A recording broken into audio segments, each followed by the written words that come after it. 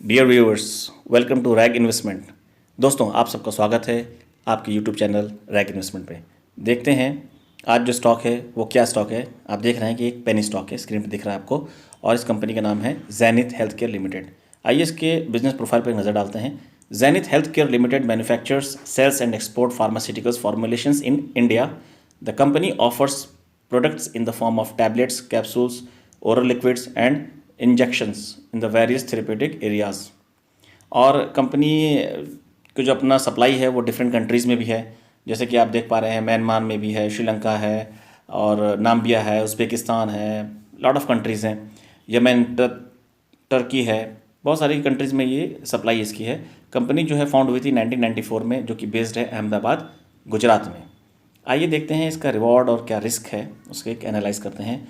तो इसका जो रिवॉर्ड आप देख रहे हैं, कंपनी का जो अर्निंग ग्रो हुई है पिछले साल वो हुई है 2649.6%, इट्स वेरी हाई।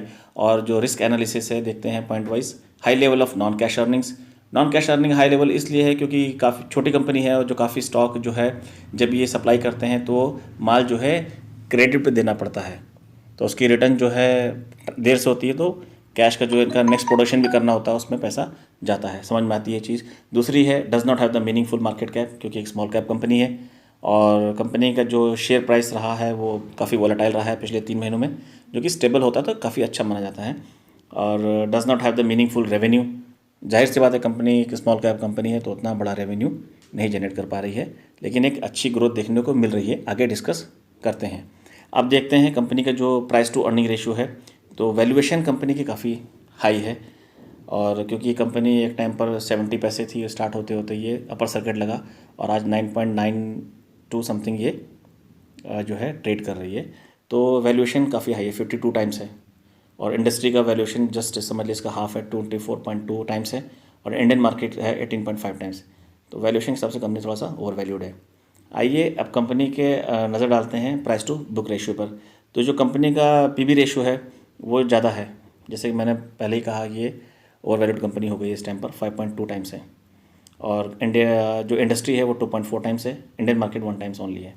आइए देखते हैं आरओई, रिटर्न ऑन इक्विटी, ये काफ़ी इंपॉर्टेंट पार्ट होता है।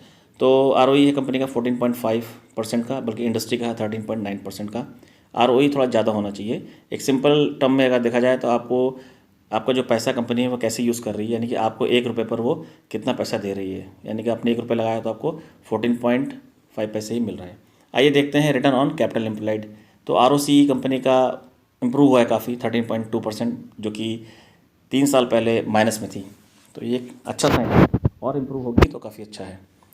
तो जैसे कि आप देख पा रहे हैं स्क्रीन पर, जो इसका रिटर्न है पिछले 7 डेज़ में -0.5%, और पिछले 1 साल में 548.5%। इंडस्ट्री का जो रिटर्न रहा है फार्मास्यूटिकल का वो रहा है 59.6%, और इंडियन जो ओवरऑल मार्केट है उसका जो रिटर्न रहा है वो है 15.0% का। और स्क्रीन पर आप देखते हैं कि 7 डेज़ में ये 30 डेज़ में 7 डेज़ में -0.5%, 30 डेज़ में पॉजिटिव 22.9%, 90 डेज़ में 136.1%, 1 ईयर में 548.5%, 3 ईयर में 2007.5%, 5 ईयर में 1024.0%। तो रिटर्न काफ़ी धमाकेदार रहा कंपनी का। अब इसकी जो पास्ट की जो अर्निंग रही है पिछले 5 साल में, जो एनुअल अर्निंग ग्रोथ रही है वो रही है कंपनी की 69.6% की, और जो इंडस्ट्री की रही है फार्मास्यूटिकल इंडस्ट्री की वो रही है 15.7%, और इंडियन की जो ओवरऑल इंडियन जो मार्केट है उसकी जो रिटर्न रही है पिछले 5 सालों में, जो एनुअल अर्निंग रही है वो रही है 12.2% की। अब देखते हैं कंपनी के जो पिछले साल का जो अर्निंग रही है वो क्या थी। तो पिछले साल जो कंपनी की जो ग्रोथ रही है अर्निंग में वो देखिए 2649.6%, इट्स वेरी हाई। बल्कि पिछले साल इंडिया की रही है, और सॉरी इंडस्ट्री की रही है 28.7%, और ओवरऑल इंडियन मार्केट की नेगेटिव में रही है। तो आप स्क्रीन पर जैसा कि देख पा रहे हैं कि earning trends has become profitable over the past 5 years, पिछले 5 सालों में प्रॉफिटेबल हो गई है। Growing earnings bye 69.6% per year, जो हर साल जो इसकी ग्रोथ रही है वो 69.6% की रही है पिछले 5 सालों में। तो ग्रोथ वाइज कंपनी ने काफ़ी अच्छा ग्रोथ दिखाया है। Accelerating growth, earning growth over the past year 2649.6% exceeds its 5 year average 69.6%। जो इसका एवरेज रहा है वो पिछले साल उससे भी काफ़ी ज़्यादा रही है।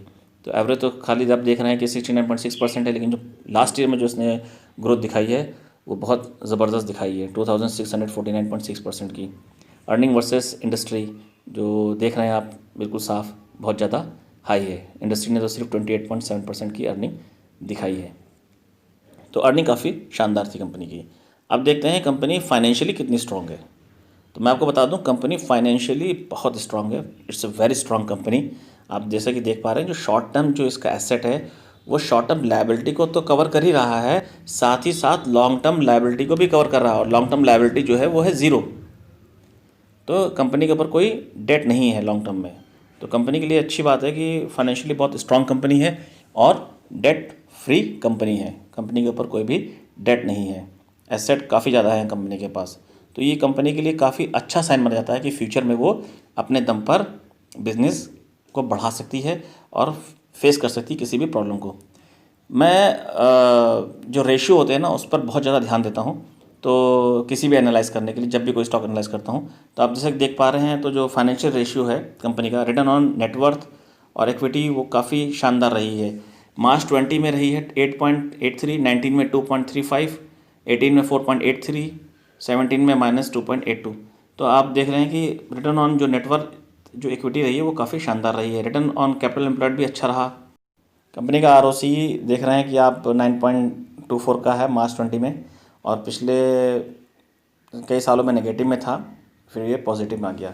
तो रिटर्न ऑन एसेट देखते हैं 6.62 का मार्च 20 में, और मार्च 19 में 1.96, 18 में 3.86, और उसके पहले दोनों में वो नेगेटिव रहा है। तो रिटर्न ऑन एसेट जो है कंपनी का 1 से कम नहीं होना चाहिए, वो ज़्यादा ही होना चाहिए, और रिटर्न ऑन इक्विटी वो 15 से प्लस होनी चाहिए। तो दोनों ही सूरत में कंपनी अच्छी है, और टोटल डेट जो है वो ज़ीरो का है। अब देखते हैं नेक्स्ट जो रेशियो है वो है करंट रेशियो। करंट रेशियो 2.88 का है, और क्विक रेशियो है 1.94 का। तो क्विक रेशियो जितना भी होगा उतना अच्छा है, और कंपनी का current ratio should not be less than 1, वो 1 से कम नहीं होना चाहिए। तो इस लिहाज से कंपनी काफ़ी जो है सही है, बल्कि पहले भी जो है इसके काफ़ी ज़्यादा था करंट रेशियो, और धीरे धीरे कम हुआ, लेकिन अच्छी बात यह है कि 1 से कम नहीं हुआ है, और क्विक रेशियो भी जो है 1 से ज़्यादा ही है। इन्वेंट्री टर्नओवर रेशियो भी काफ़ी इंप्रूव हुआ है 5.98% का, यानी कि एक साल में कंपनी कितना बार अपना माल तैयार कर पा रही है। अब देखते हैं कंपनी का टेक्निकल क्या है। तो टेक्निकल पर देखते हैं, जैसे आप चार्ट पे देख पा रहे हैं कि कंपनी ने अपर सर्किट लगा रखी है। एक टाइम पर कंपनी 70 पैसे के आसपास ट्रेड कर रही थी, लेकिन पिछले कई महीनों में कंपनी जो है अपने 50 डेज़ ईएमए को ही रिस्पेक्ट कर रही है, उससे नीचे नहीं आई है। अभी थोड़ा सा बीच में लोअर सर्किट लग गई थी, और काफ़ी जो है लोग डर गए थे, यार कि ऐसा ना हो ये वापस 70 पे आ जाए, 1 रुपये पे आ जाए, 2 रुपये पे आ जाए, लेकिन कंपनी ने फिर से अपर सर्किट लगा दी है। तो ये क्रूशियल है 50 डेज़ का ईएमए। उम्मीद करता हूँ आपको वीडियो पसंद आया होगा। पसंद आया हो तो लाइक करें, सब्सक्राइब करें, शेयर करें। Wish you good luck, bye bye, take care.